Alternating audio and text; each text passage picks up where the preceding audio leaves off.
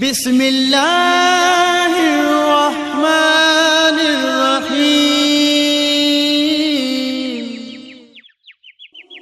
نحمدہ ونصلی علی رسولہ الکریم اما بعد فاعوذ باللہ من الشیطان الرجیم بسم اللہ الرحمن الرحیم الصلاۃ والسلام علیک یا رسول اللہ وعلی آلک واصحابک یا حبیب اللہ۔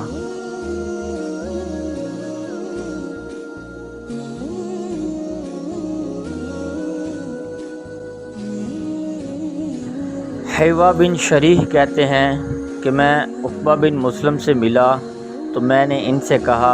مجھے یہ خبر پہنچی ہے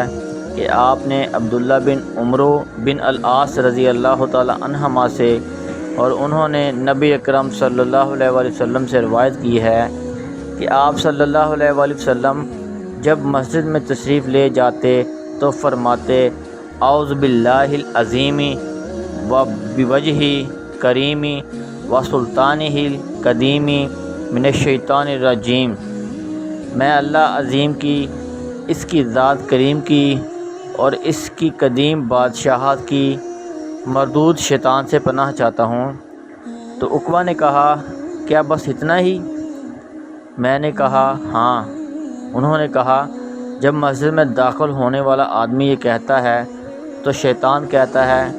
اب وہ میرے شر سے دن بھر کے لیے محفوظ کر لیا گیا۔